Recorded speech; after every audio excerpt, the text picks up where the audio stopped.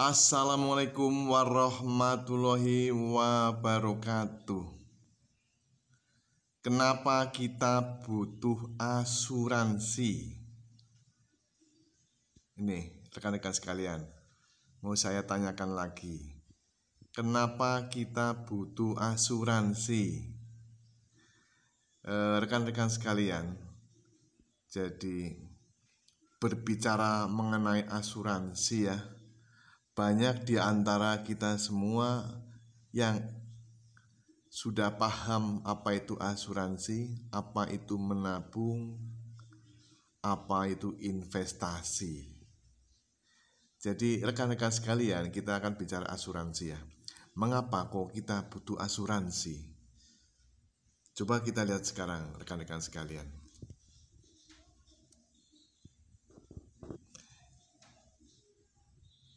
Jadi kita lihat ya, di gambar ini tanggung jawab seorang pencari nafkah. Kita lihat di sini diilustrasikan seorang laki-laki dewasa ya.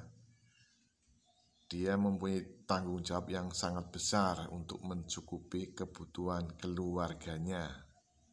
Apa itu kebutuhan keluarganya? Macam-macam ini rekan-rekan sekalian. Kita lihat. Yang paling dasar, yang jelas yang paling dasar adalah kebutuhan sandang, pangan, dan papan ya, yang kebutuhan primer. Belum lagi nanti menanjak ke kebutuhan yang sekunder ya. Sekunder nanti mungkin rekreasi dan sebagainya, nanti mobil, HP, bahkan mungkin HP untuk sebagian orang sudah kebutuhan pokok ya, karena udah untuk bisnis ini.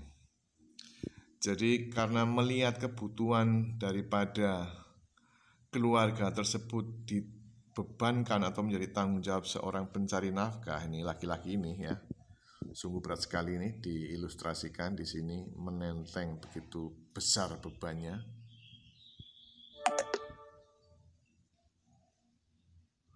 Terus kita lihat di sebelahnya ini.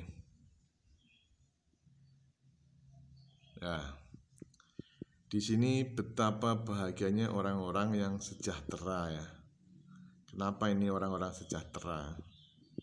Karena sudah merencanakan kebutuhan finansialnya secara rapi dan terorganisir dengan penghasilan yang jelas. Dengan penghasilan yang jelas. Kenapa kita butuh asuransi? Nah, ini kalau kita ikut asuransi ya, rekan-rekan sekalian, ini banyak program yang bisa ditawarkan, yang bisa kita dapatkan. Yang pertama, ini misalnya nih, bisa untuk menyiapkan biaya pendidikan buat buah hati Anda, buat anak-anak tercinta Anda. Karena di dalam asuransi ini juga ada yang namanya asuransi pendidikan ya. Ini macam-macam friend, macam-macam guys, jadi yang ditawarkan.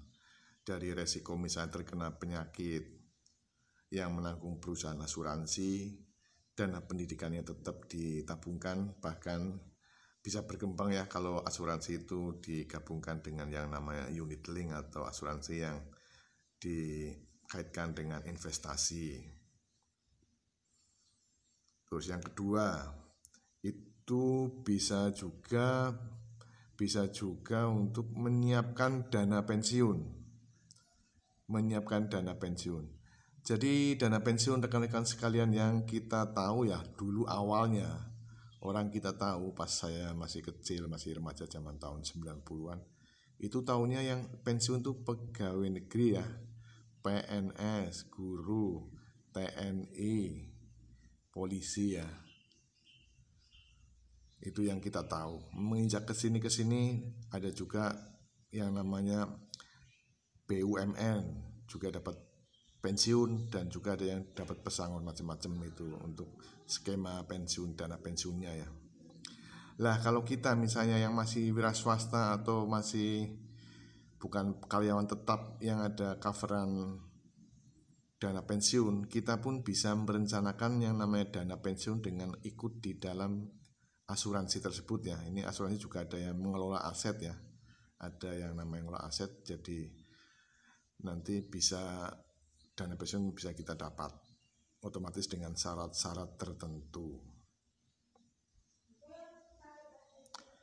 Terus yang jelas kalau kita ikut asuransi, di situ biasanya ada yang namanya menjamin biaya perawatan jika kita sakit. Jadi rekan-rekan sekalian, memang yang paling urgent, yang paling banyak ditawarkan oleh perusahaan asuransi adalah untuk mengcover atau mengalihkan resiko pada nasabah atau pada nasabah ya, yang sudah jadi nasabah. Jika terjadi resiko sakit, maka si nasabah tersebut bisa berobat di rumah sakit yang ditunjuk oleh perusahaan asuransi tersebut, dan nanti biaya yang membayarkan adalah perusahaan asuransi sesuai dengan skema atau fasilitas yang didapat, karena tiap premi atau iurannya itu berbeda-beda, juga fasilitas yang didapat juga berbeda-beda.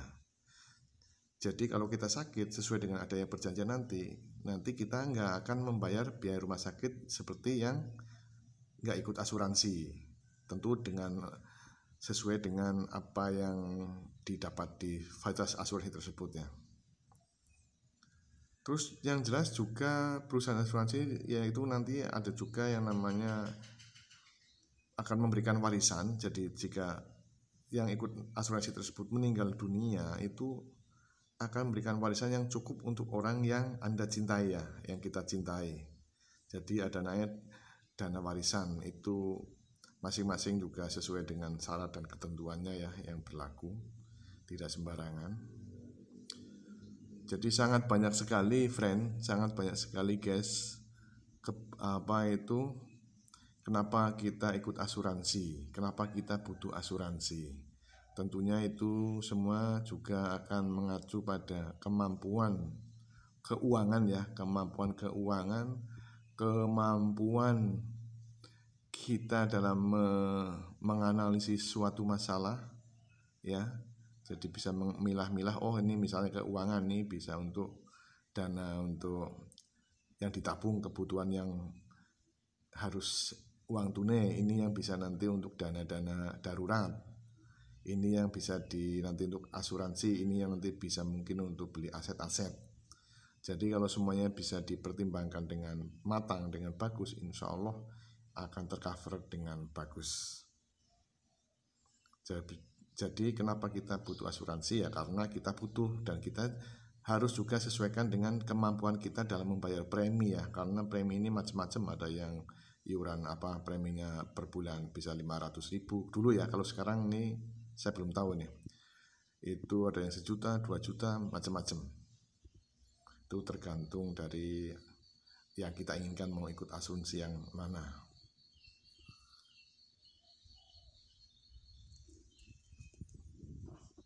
Nah, kita short lagi nih.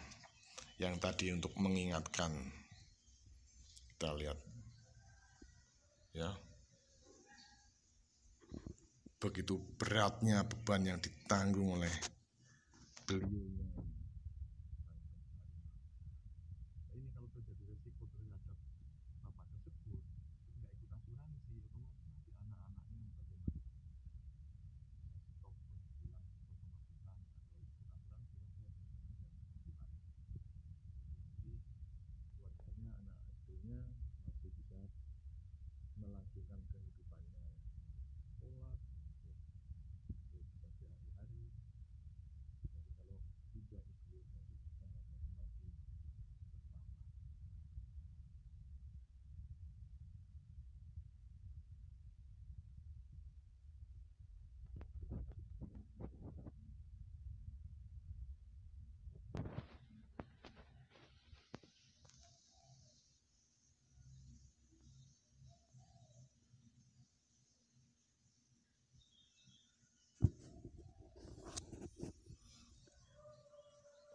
Oke, itu dulu rekan-rekan sekalian, kenapa kita butuh asuransi. Jawabannya ada di diri kita, juga bisa kita browsing-browsing entah di Google, di YouTube, atau di channel medsos yang mana yang untuk lebih meyakinkan kita semua.